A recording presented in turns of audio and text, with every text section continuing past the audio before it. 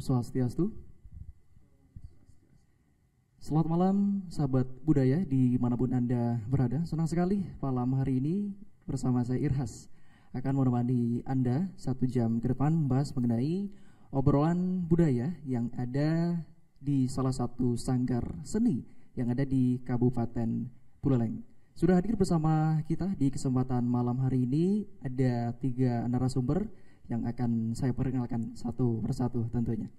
Yang pertama ada Bapak Made Wira Okta Atmadi sebagai Ketua Sanggar Seni Suara Mustika. Selamat malam Bapak. Selamat malam. Boleh digunakan mic. Selamat malam. Selamat malam. Kemudian berikutnya pemirsa RRI Net ada Bli Iputu Jovan Fran Mas Dova. Mardova. Okay. Selamat malam Bli Jovan. Selamat malam, Li.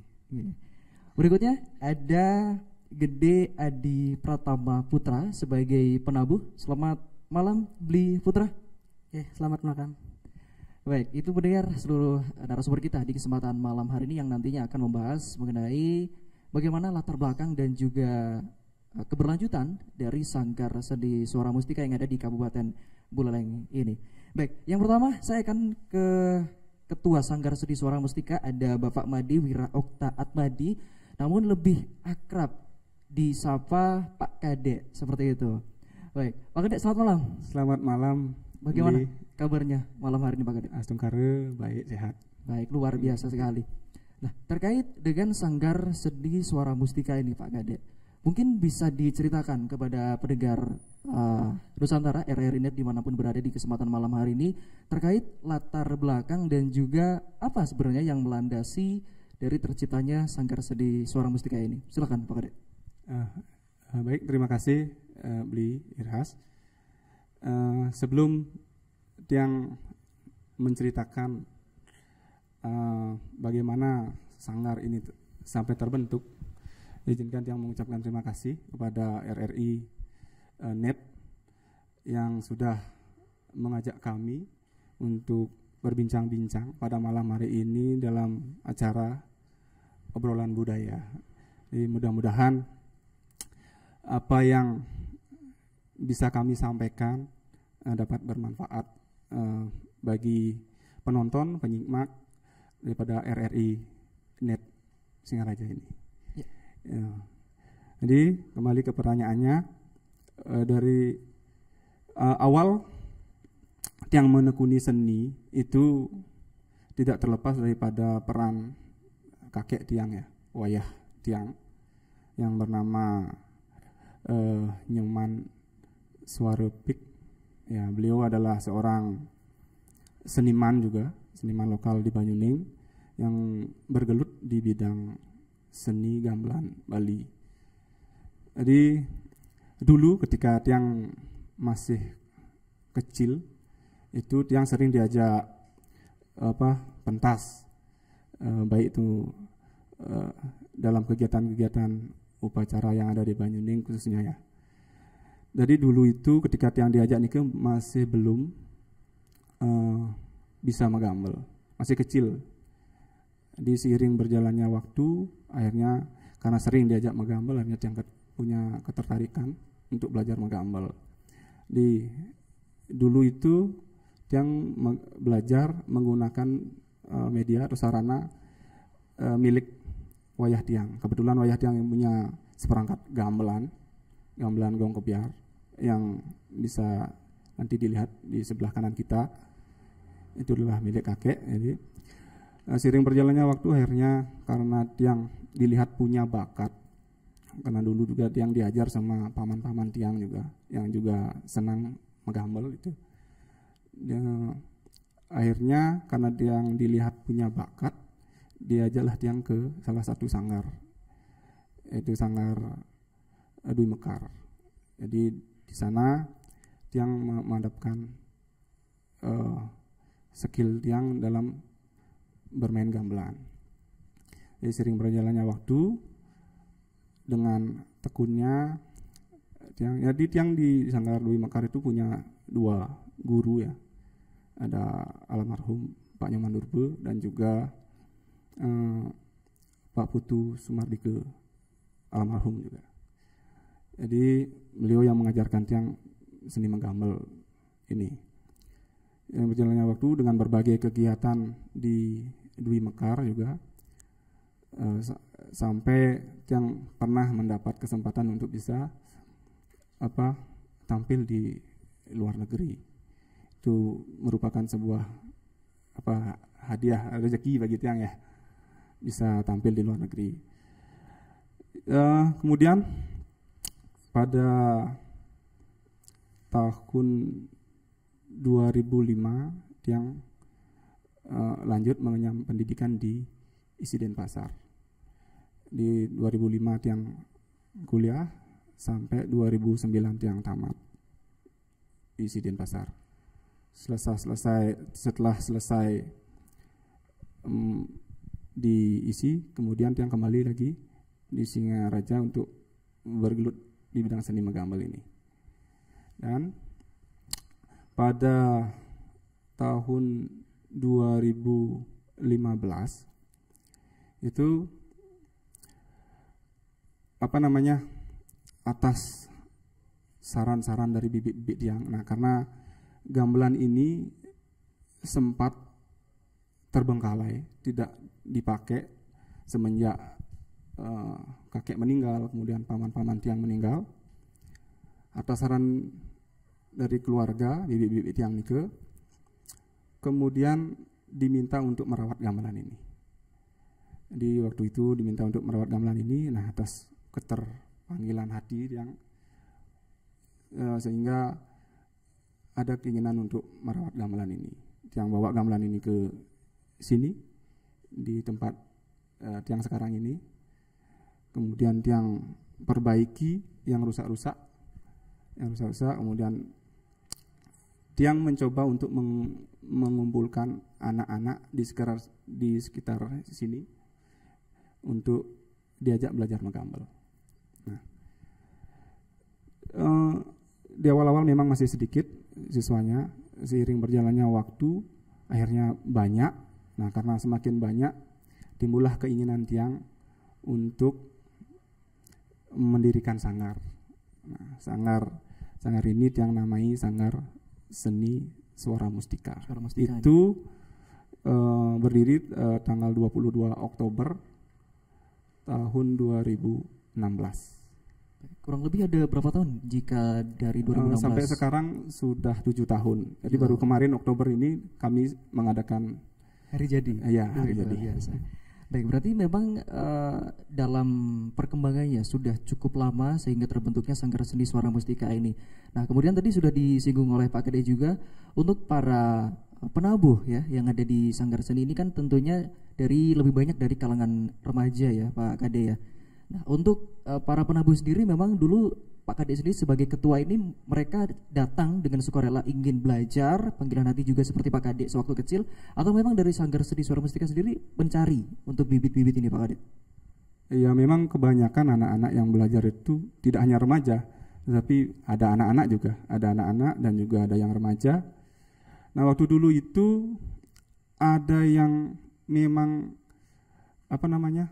dari niatnya anak itu sendiri ingin belajar, dan juga dari kami juga mengajak anak-anak yang lain untuk ikut belajar menggambel gitu di awal-awalnya.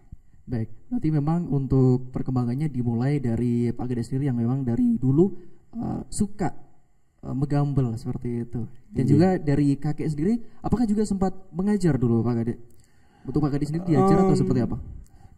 Sebenarnya secara tidak langsung mungkin iya ya, yang belajar, karena dengan meniru pun ketika Tiang melihat kakek bermain kendang, kemudian bermain gamelan, pada waktu kecil itu Tiang secara autodidak ya, kita memperhatikan kakek bermain gamelan, akhirnya Tiang mencoba untuk belajar gitu. Sampai sekarang. Berarti memang ada bakat ya Pak Kade sendiri ya? Ya mungkin bisa dibilang begitu. Baik, seperti yang dilihat pemirsa RRI dimanapun Anda berada, ini di sebelah kanan dan sebelah kiri kita sudah ada banyak gamelan istilahnya Pak Kade ya. Untuk di sebelah kanan tadi disinggung sedikit terkait apa istilahnya Pak Kade? Untuk dari awal penciptaan itu apa tadi sempat disampaikan? yang dari kakek itu? Oh iya, jadi kakek itu punya media gamelan ya. Yang ini kanan kiri semuanya adalah gamelan gong kebiar. Iya. Jadi gamelan Bali yang bisa dikatakan orkestra Bali juga. Baik. Ya, karena banyak yang instrumen yang digabung menjadi satu barungan gamelan.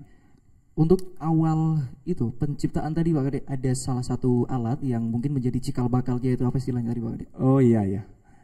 Jadi ketika gamelan baru dibawa kemari itu ada yang berbentuk dari segi fisiknya ada berbentuk bakya ya istilahnya. Bentuknya bakya, kalau mau dilihat Ya, ada boleh kita contohnya. tunjukkan ya untuk bakianya nanti.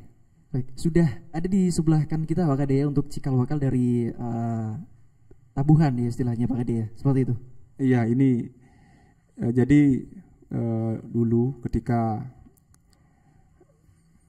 Tiang punya keinginan untuk merawat gamelan, baru Tiang bawa ke sini, itu bentuknya seperti ini. Ini yang masih utuh. Ada yang sudah rusak, tidak bisa. Baik. Tidak bisa dipakai. Tapi ini masih sudah dimakan rayap. berfungsi Pak Kade. Masih bisa dipakai, tetapi secara resonansi sudah tidak bagus. Baik. Harus diperbaiki lagi resonansinya.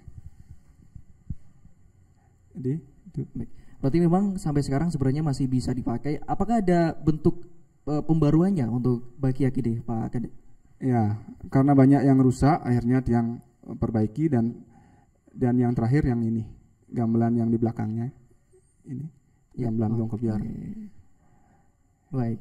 Tentunya masih banyak nih Pak Kade yang akan saya tanyakan terkait perkembangan sampai saat ini di Sanggar Seni Suara Mustika sendiri. Berikutnya saya ingin ke Ibu Tu Jovan Fran Mardova. Sebagai mahasiswa magang ya di Sanggar Seni Suara Mustika ini. Selamat malam, Bli Jovan. Selamat malam, Bli. Baik, gimana kabarnya malam hari ini? Astungkare, kabar kali ini ya cukup baik. Luar biasa ya. Baik, di sini semenjak kapan menjadi mahasiswa magang di Sanggar Seni Suara Mustika ini, Bli Jovan?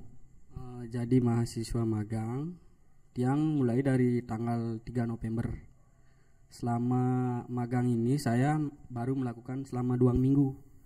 Tapi selama magang itu disuruh sama dosennya selama 2 bulan nih, Bli. Nah, untuk bisa dibagikan juga kepada sobat budaya dimanapun berada, mungkin apa dulu untuk memilih Sanggar Seni Suara Mustika ini sebagai tempat untuk belajarnya, apa tujuannya dulu? Baik, terima kasih atas waktunya, Bli. Sebelumnya terima kasih juga untuk Bli Pangeran narasumber yang telah diajak sebagai narasumber selaku wakil dari teman-teman menjadi mahasiswa magang di sini. Sebelumnya saya kuliah di Stah Empu Kuturan Singaraja. Saya memilih prodi seni budaya. Nah, kebetulan di sana Tiang mendapat mata kuliah magang Nusantara. Ya. Jadi saya disuruh sama dosen magang dan saya mendapat tempat di Sanggar Suara Mustika. Nah, kenapa saya memilih tempat di Sanggar Suara Mustika? Karena awalnya Tiang sudah lama kenal dengan Bli Pangeran. Dulunya satu sanggar juga di Sanggar Sandi Budaya. Dan sekarang saya memilih di Sanggar Suara Mustika sebagai tempat magang. Berarti untuk prosesnya masih lama kan ya? Ini karena baru berjalan sekitar 2 minggu. Ya. Kurang lebih nanti ke depan sampai 2 bulan. Ya, sampai 2 bulan. Selama 2 minggu yang sudah dilewati ini, Bli Jovan, apa kegiatan apa yang sudah dilakukan? Mungkin ada terkait lomba yang diikuti baru-baru ini atau seperti apa? Apa yang sudah dilakukan? Untuk magangnya, Tiang di sini cuman baru proses observasi. Tiang ditanya bagaimana proses latihan di sini, bagaimana kendalanya, terus bagaimana tabuh-tabuh yang diajarkan di sini. Dan tabuh-tabuh yang diajarkan di sini seperti waktu ini ada tabuh manuk rawe dan tabuh-tabuh gila penutup, Bli. begitu. Baik, tentunya juga ke depan kan masih banyak ini yang ingin progres. Tentunya juga ada laporan ya yang harus disetorkan gitu ya. Iya. Baik, mungkin untuk kegiatan berikutnya apa nih? Mungkin yang sudah diagendakan untuk Sanggar Seni Suara Mustika apa? Dari mahasiswa magang sendiri, Beli Jovan. Kalau agendanya rencana mau membuat suatu karya Bli, dari mahasiswa STA. Seperti apa contohnya? Ya seperti garapan misalkan seperti membuat tabuh kreasi gitu, atau enggak tari penyambutan. Baik, tapi dari Beli Jovan sendiri sebenarnya sudah memiliki bakat di bidang megambel ini atau memang dari sini belajar? Kalau awalnya Bli, Tiang kebetulan di rumah sudah ada keturunan seni dari kakek saya, terus dari ibu saya, dan kalau bakat itu kebetulan sudah ada sejak dini lah. Tapi Tiang asah di Sanggar juga sama Beli Pangeran. Baik, intinya di sini magang ini saling berkesinambungan, berkaitan gitu ya, Beli Jovan ya. Iya, Bli. Baik, luar biasa sekali. Berikutnya saya ingin ke narasumber ketiga, ada Beli Putu. Gede Ya. Gede Ade Pratama Putra. Selamat malam, Bli. Iya, selamat malam, Bli. Baik, di sini sebagai penabuh ya, Beli Putra ya. Siap, ya. Bergabungnya di Sanggar Seni Suara Mustika ini sejak kapan? Saya di sini itu udah dari sangarnya awal dibangun. Di tahun 2016 itu saya merupakan penabuh angkatan pertama Ya. di sanggar ini. Seperti itu. Baik, untuk awal dulu bergabung di sini memang ada kaitan keluarga kah atau memang seperti apa ceritanya, Beli Putra? Ya. Sebelumnya sebelum mengenal sanggar di sini, saya sudah ikut megambel juga di seke-seke angklung dulu di Pura Pemaksan. Ada gong Dwi di sana. Saya di sana ikut megambel. Kebetulan juga di sana gurunya Beli Kadek Pangeran juga. Ya. Terus setelah di sana saya belajar lagi diajak sama Beli Kadek untuk ikut megambel juga di seke Manik Mas juga namanya. Ikut angklung juga, tapi itu bunganya 5. Oke. Dulu yang di Purwomaksan itu cuma 4. Ya, di sana juga diajarkan oleh Bli Kadek juga untuk pengajarnya. Jadi setelah mengikuti 2 seke itu, saya diajak lagi untuk join di grup Sanggar Seni Suara Mustika oleh Bli Kadek di tahun 2016 itu. Dan saya pun mengajak juga teman-teman yang ada di sekitaran saya untuk ikut join dan gabung di grup Sanggar Seni Suara Mustika. Baik, berarti memang untuk Pak Kade ini malang melintang ya di mana-mana ya. Sudah tadi ada sebagai pengajar gitu ya. Kemudian Ya. sekarang juga sebagai Ketua Sanggar Seni Suara Mustika sendiri. Ya. Luar biasa sekali.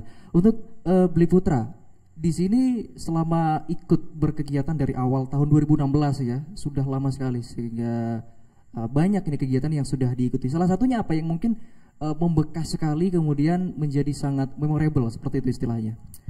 Ya, saya di sini tuh kan sudah agak lama ya. Jadi suka duka tuh sudah saya lalui. Dari dukanya, dari sangarnya yang dari nol, belum ada keramik-keramik seperti ini, masih tehel-tehel, masih kita latihan cari nyamuk gitu. Dukanya seperti itu, tapi kita jalani dengan ikhlas dan emang kita juga nyari ilmu di sini. Jadinya fun aja jadinya. Baik. Kita ini latihannya. Untuk sukanya kita sudah pernah ikut tampil PKB 2 kali. Di tahun 2018 sebagai wakil Buleleng di Gong Kebiar anak-anak, dan baru tahun kemarin tahun 2023 kami dipilih sebagai Gong Kebiar dewasa untuk perwakilan Buleleng. Baik. Itu. Luar biasa sekali. Kayaknya saya tahu nih kenapa Pak Kade ini ngajak Beli Putra dari 2016. Karena kan badannya gede bongsor. Ini kan angkat-angkat kuat ya Pak Kade ya. Saya si perlengkapan juga Oh, di si sini. perlengkapan juga Ya. sesuai makanya ya. Baik, tentunya pemirsa dan juga pendengar RRI Net dimanapun Anda berada, nanti di tengah-tengah acara juga akan kita saksikan bersama untuk seperti apa sih nanti Pak Kade ya, untuk apa namanya permainan dari para penabuh yang ada di Sanggar Seni Suara Mustika. Jadi langsung kita saksikan aja sekarang Pak Kade ya, dan juga para narasumber.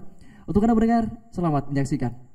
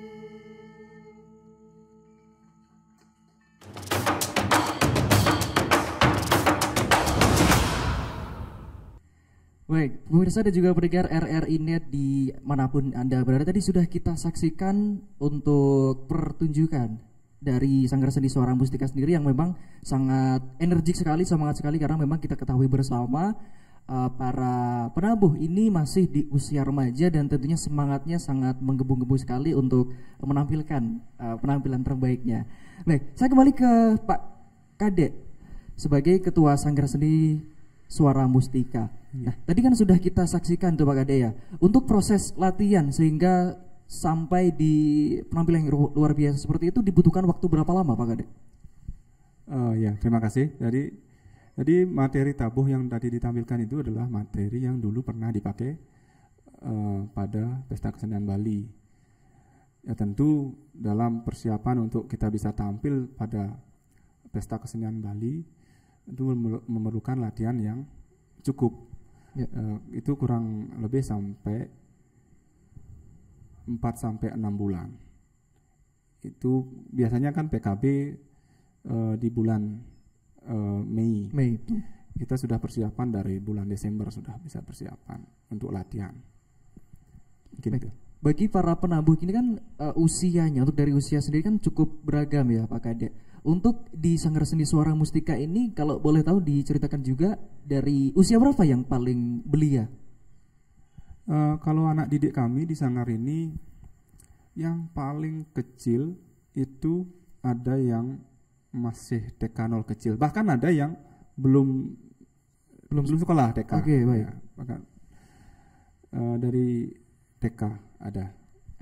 Itu masuknya memang langsung diajarin atau memang dia datang istilahnya seperti beli jawaban tadi, observasi dulu ke sini, atau memang langsung masuk kelas seperti itu? Ya, kadang-kadang siswa yang datang sekarang kan pasti atas arahan orang tuanya. Yeah. Atas arahan orang tuanya. Kadang-kadang terlalu orang tuanya kepingin sekali anaknya biar bisa belajar menggambel, sehingga masih kecil sudah diajak ke sanggar. Tentu menjadi tantangan bagi kita untuk mengajar yang masih kecil, karena umur TK itu kan terkadang anak-anak masih belum serius belajar, masih bermain.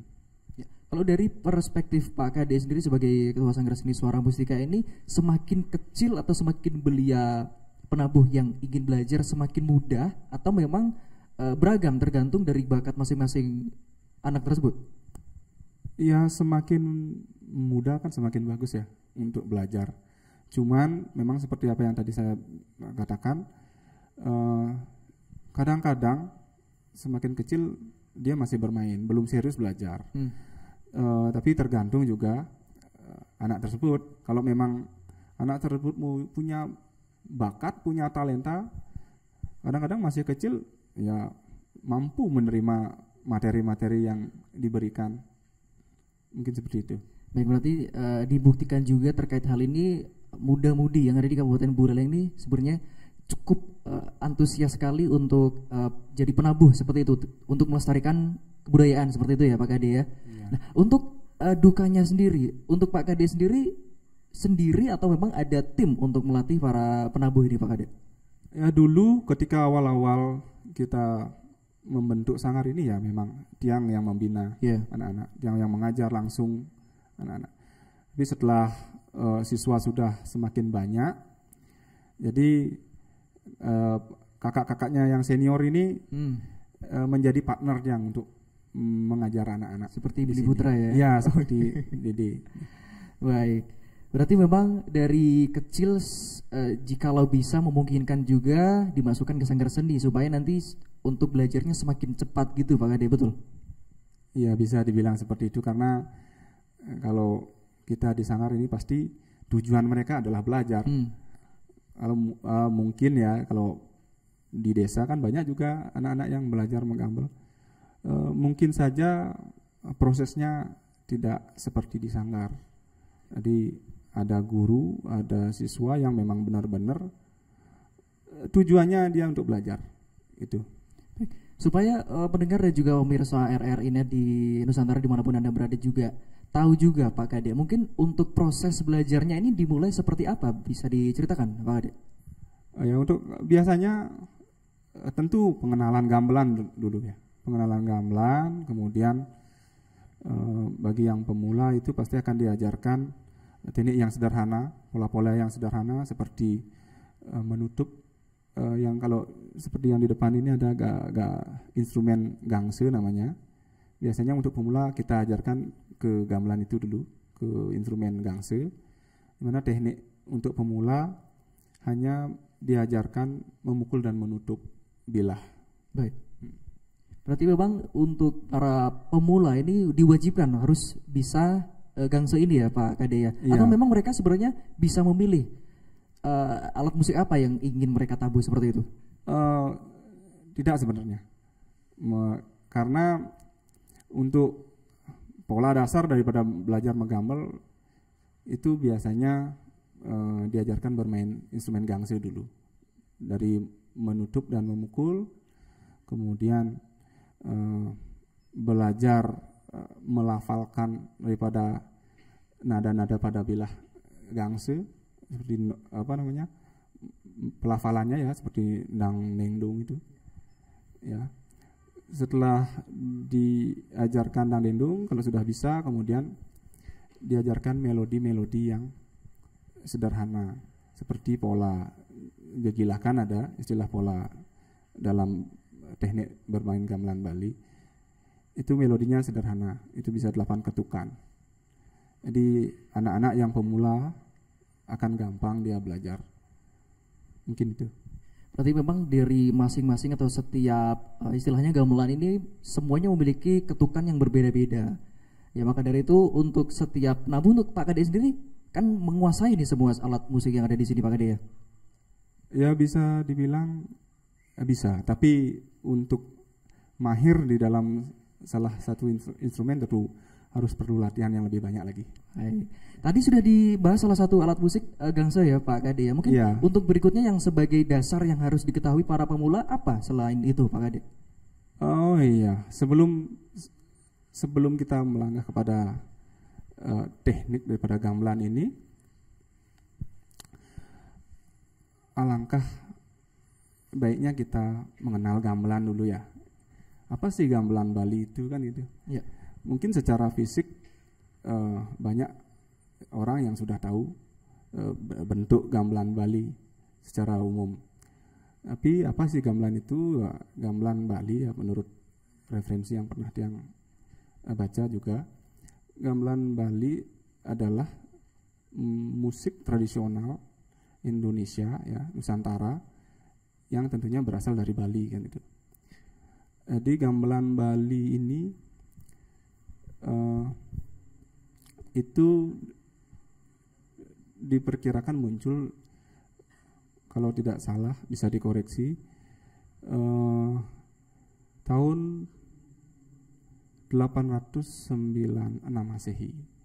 Itu dengan, kalau tidak salah, dengan ditemukannya prasasti di Desa Bebitin yang menunjuk alat musik gamelan, di mana dalam prasasti itu berbahasa Jawa kuna ya, Jawa kuna, yang di dalamnya berisi tentang alat musik gamelan Bali, di mana ada salah satu istilahnya seperti papadaha itu ya, yang tidak hafal semua. Nah, kemudian lanjut, jadi gamelan Bali ini itu berdasarkan pembuatannya itu terbuat dari, ada yang terbuat dari perunggu ya dari perunggu, kemudian dari kalau istilah gininya Balinya kerawang ya, perunggu itu, kemudian ada yang dari bambu dan kayu, dan juga ada yang terbuat dari besi. Jadi berdasarkan kemunculannya, jadi banyak genre gamelan Bali ya, kalau tidak salah hampir 26 sampai 30 genre yang dimana dibagi menjadi 3 bagian. Menurut kemunculannya itu dibagi menjadi gamelan yang tergolong tua, Ya. gamelan yang tergolong madya, dan gamelan yang tergolong baru. Jadi gamelan tua itu kalau tidak salah menurut referensi itu muncul sekitar tahun pada abad sebelum abad ke-15.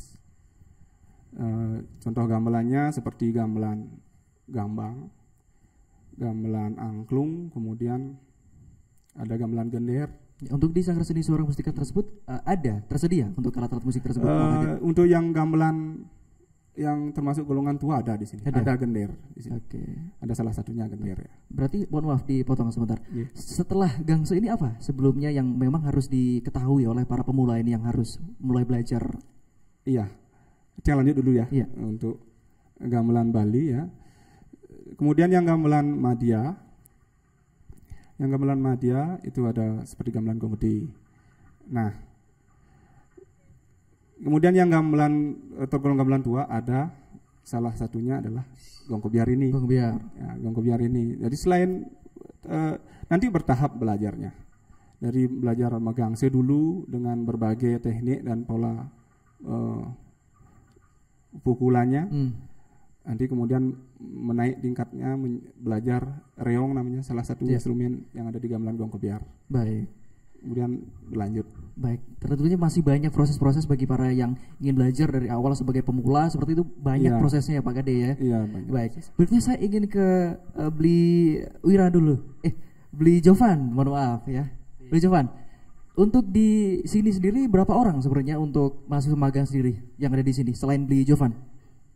Baik, terima kasih atas waktunya. Kalau yang magang ada 5 orang sebenarnya Beli. 5 orang. Tapi kali ini saya mewakili teman-temannya karena ada kesibukan mereka, ada latihan di kampus pakai wisuda, cara wisuda. Jadi mereka masih latihan sekarang. Baik, tentunya juga ada seperti program kerja yang dilakukan di Sanggar Seni ini atau seperti apa, Beli Jovan? Namanya? Program kerja ada tidak? Program kerjanya untuk saat ini Tiang cuman baru mengamati proses latihannya bagaimana, cuman begitu saja, dan proses tabuh-tabuh apa aja yang dicari. Tapi memang secara tidak langsung atau memang dalam praktiknya ikut ya setiap kegiatan? Dalam praktek Tiang juga ya ikut-ikut mengajar. Gitu. Ikut ya? Ya. Nah untuk jam berkegiatan dari kapan sampai kapan dalam 1 minggu berapa kali pertemuan? Dalam pertemuan tuh dalam 1 minggu tuh ada 1 kali pertemuan Beli. 1 kali? Ya, waktunya cuma 2 jam. Kita bisa datang jam 4, jam 4 sore atau kalau tidak bisa jam 4 sore mungkin jam 6. Orang nggak nentu dia. Oke. Baik, tentunya juga dalam hal-hal atau keseharian ini banyak yang didapatkan dari Sanggar Seni Suara Mustika sendiri ya, Beli Jovan ya. Apa salah satunya memang yang dari pesan yang disampaikan oleh Pak Kade sendiri sebagai Ketua Sanggar Seni Suara Mustika, apa yang disampaikan beliau? Kalau Pak D itu ya yang disampaikan Tiang kalau ingat tuh proses latihannya Beli. Proses latihan disiplin kunci utama. Disiplin terus kalau Tiang lihat cara pegang panggul nih ke gimana, tekap dalam memainkan gangse, reong bagaimana caranya untuk memegang biar apa yang benar gitu. Cara main yang benar gitu kalau Tiang lihat cara Beli Dek mengajar. Baik, tentunya hal-hal teknis seperti itu di luar teknis juga banyak masukan ya yang disampaikan oleh Pak Kade sendiri ya, Beli Jovan ya. Iya, Beli. Baik, luar biasa. Berikutnya saya ingin ke Beli Gede Putra. Beli, untuk dari awal kan sudah lama ini, dari 2016 hingga 2023 ini. Dalam setiap prosesnya itu apakah secara pribadi ada kesulitan untuk mengikuti setiap kegiatan yang ada di sini? Ya, untuk kesulitan sih lebih ke kesulitan diri saya sendiri. Saya kan kuliahnya di UNUD ya, di Denpasar selama 4 tahun. Baik. Jadinya saya dalam mengikuti kegiatan sanggar, pulang dari kampus kayak libur Sabtu Minggu baru bisa berkegiatan lagi. Nanti minggu sore atau Senin pagi balik lagi ke Denpasar seperti itu. Jadinya mungkin kesulitannya di sana. Seperti itu. Untuk mengatur waktu ya. Ya, Tapi mengatur untuk waktunya. secara teknis di sini untuk jam-jam latihan itu tidak ada kendala sama sekali. Kalau di sini kan sudah menerapkan sistem disiplin ya. Ya. Jadi setiap latihan itu sudah tepat waktu jamnya. Tidak ada molor-molor jam ataupun pulangnya juga nggak ada yang teladan ya, kayak teladan datang pulang duluan, itu nggak ada di sini seperti itu. Teladan ya. Ya. Baik, dari awal kan ini dulu tentunya tidak sendiri dong beli Putra ke sini, kan ada teman-teman juga. Untuk antusiasnya jika dilihat dari perkembangan Sanggar Seni Suara Mustika sendiri dari awal 2016 hingga sekarang ini seperti apa perkembangannya? Pesatnya pada bagian apanya seperti itu? Ya, untuk pesatnya itu di awal-awal kan masih emang ya, di awal-awal masih sepi kan seperti itu. Merintis ya. Ya, masih merintis, dan puncaknya itu di tahun 2018. Waktu Baik. kita mewakili Gong Kebiar anak-anak itu. Itu puncaknya. Puncaknya di sana ya. Ya. Tentunya juga kegiatan-kegiatan lain banyak setelah itu ya. Ya, banyak sekali, seperti kita juga banyak ayah-ayah pegong di pura-pura seperti itu. Ada ikut-ikut kegiatan pemerintahan juga. Ya, seperti itu. Baik. Saya ingin ke Pak Kade lagi. Untuk kegiatan selanjutnya Pak Kade, mungkin apa yang ingin diikuti atau sejenis lomba yang akan diselenggarakan oleh Sanggar Seni Suara Mustika sendiri seperti apa Pak Kade? Ya, tentu kita melihat peluang-peluang ya. Misalnya ada kegiatan-kegiatan di pemerintah, misalnya ada lomba, tentu kita akan berpartisipasi untuk mengikuti kegiatan-kegiatan itu sambil memberikan sebuah pengalaman kepada anak-anak didik kami di sini. Betul. Untuk agenda terdekat mungkin di bulan ini atau bulan depan, apakah sudah ada Pak Kade? Kalau agenda yang terdekat, rencananya kami akan buat rekaman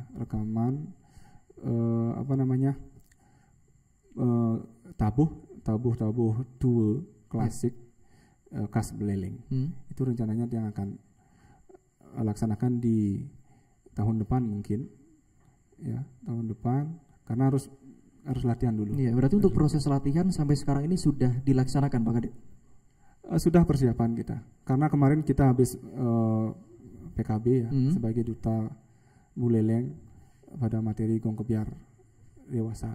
Oke. Ini harus perlu latihan lagi. Baik, tentunya apa karya-karya seni selanjutnya dari Sanggar Seni Suara Mustika ini nantinya ditunggu ya Pak Kade ya, untuk keberlanjutan kegiatan-kegiatan lainnya. Iya, baik Pak Kade dan juga seluruh narasumber kita di kesempatan malam hari ini, tadi sudah kita ikuti untuk sesi yang pertama pertunjukan penggambarnya. Kali ini kita saksikan kembali mendengar RRI dimanapun Anda berada. Untuk Anda, selamat menyaksikan.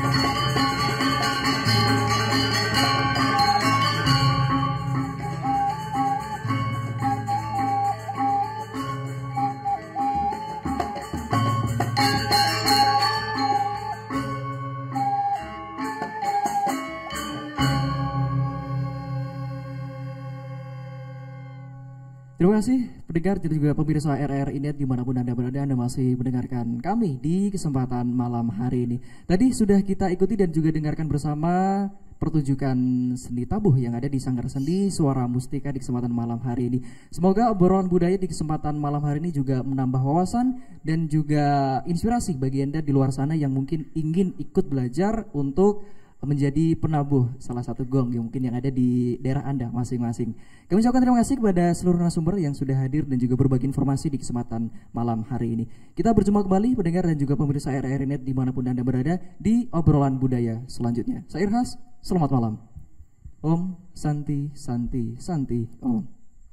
RR Net, tonton yang Anda dengar.